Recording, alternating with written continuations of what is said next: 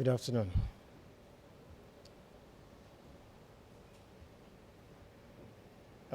Once again, my name is Femi Osho, Department of Cybersecurity Science, Federal University of Technology, Minna, Nigeria.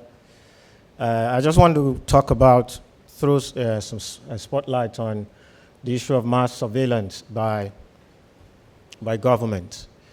And that's why I titled Dancing Naked in the Market Square. On August 23rd, 2017, one of the headlines in one of my national dailies, this was what the caption. And when I read the reason, they said to monitor hate speech, to monitor anti-government information, to monitor anti-security information. To me, I said, that's the same old story. I asked the question, why do authoritarian governments always want to spoil our fun? They shut down, censor, they throttle, they balkanize the internet, and in some cases, they undermine its core protocols and infrastructure. And what reasons do they give? National security.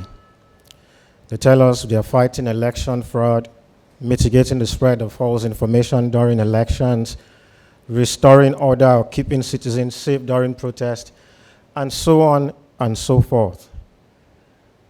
So much indeed for a reason to disrupt the internet. The issue is they are not stopping at denying us access. They also monitor our access.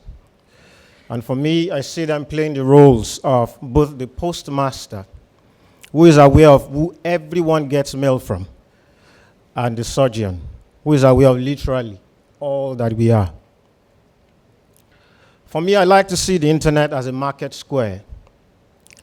It was designed to be open and unbridled, so inviting, free, full of opportunities, full of space, and as a result of that, many flocked into it. I believe that's the internet. That's the picture we have, when we use the internet.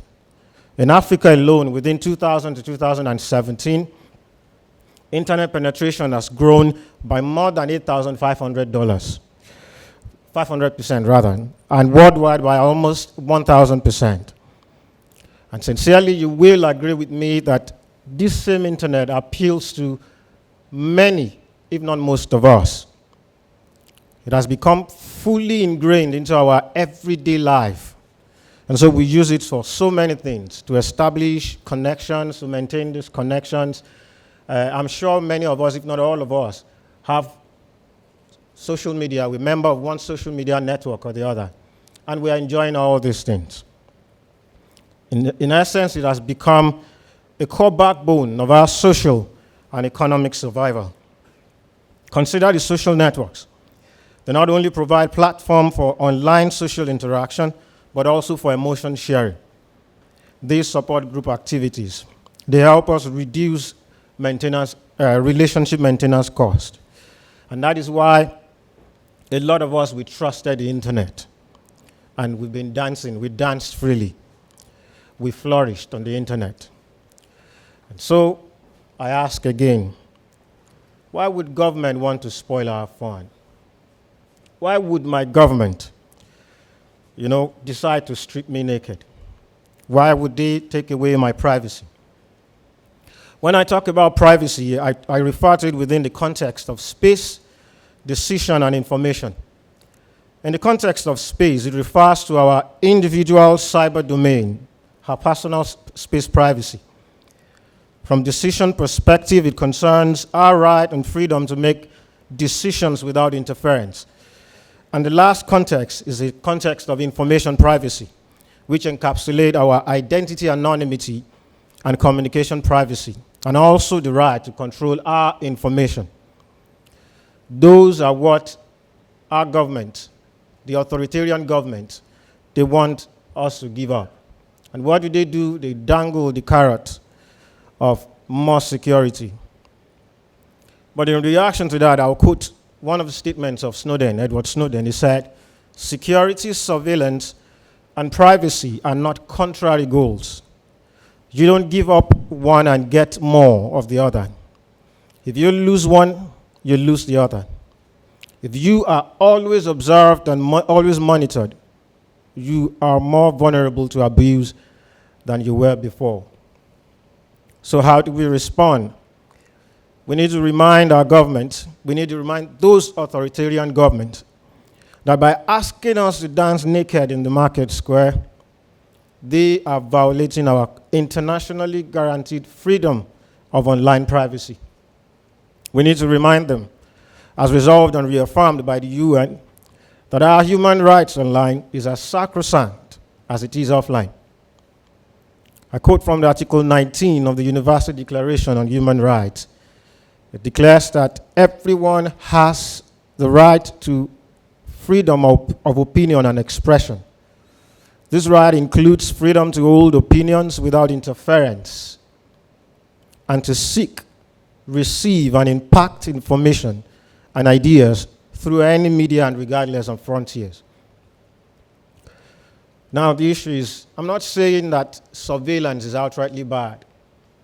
I know that there are bad guys on the internet, that exploit, take advantage of people's trust, to exploit them for different purposes, malicious purposes.